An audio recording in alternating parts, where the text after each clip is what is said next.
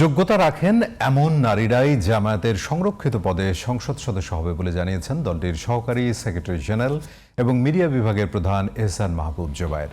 কেন্দ্রীয় কর্মপরিষদ সদস্য এবং ঢাকা মহানগর উত্তরের আমির মোহাম্মদ সেলিম উদ্দিন বলেন, প্রার্থী চূড়ান্তে থাকছে না আত্মীয় বা পরিবারতন্ত্রের কোনো প্রভাব। মাহমুদ সোহেলের আরও একটি রিপোর্ট। নিয়ম অনুযায়ী ত্রয়োদশ সংসদে 50টি সংরক্ষিত আসনে নারী প্রার্থী দেবে বিভিন্ন রাজনৈতিক দল। এমপি নির্বাচিত হওয়ার আনুপাতিক হারে এতে 36টি আসনে নারী এমপি পাবে বিএনপি। জামাত নেতৃত্বাধীন 11 দলীয় জোট পাবে 13টি আর স্বতন্ত্র প্রার্থী পাবেন একটি আসন। সীমিত সেবার উপর নির্ভরশীল হয়ে জামাত নেতারা জানান, দলের সর্বোচ্চ সভায় সংরক্ষিত আসনের জন্য এরই মধ্যে নারী প্রার্থী চূড়ান্ত করেছেন তারা। জামাতের নির্বাহী পরিষদে চুলচেরা বিশ্লেষণ করেছি, করে আমাদের মধ্য থেকে যারা সব দিক থেকে সাহসী, সব দিক থেকে যারা ভূমিকা পালন করার মতো, দেশ এবং জাতিকে কিছু দিতে পারবেন, নারী সমাজের জন্য যারা অগ্রণী ভূমিকা রাখতে পারবেন, আমরা তাদেরকে দিয়েছি।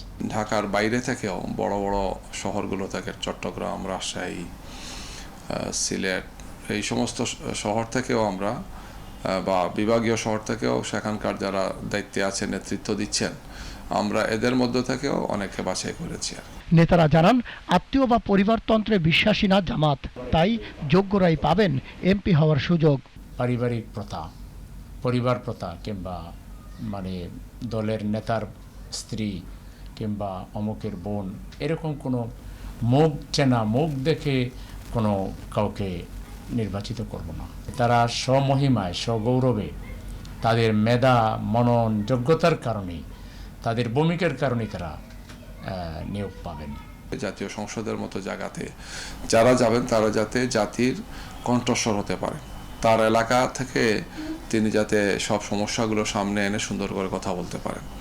জাতীয় সংসদের সদস্য হওয়ার কিছু নির্দিষ্ট ক্রাইটেরিয়া আছে, এই সবগুলোকে সামনে রেখেই রাজনৈতিক অভিজ্ঞতা, তার প্রজ্ঞা, তার যোগ্যতা, তার ব্যক্তিত্ব, এই সব কিছুকে সামনে রেখেই আমরা বিবেচনা করেছি। নির্বাচন কমিশন ঘোষিত তফসিল অনুযায়ী সংরক্ষিত নারী আসনে মনোনয়নপত্র দাখিলের শেষ তারিখ 21 এপ্রিল আর ভোট গ্রহণ 12 মে।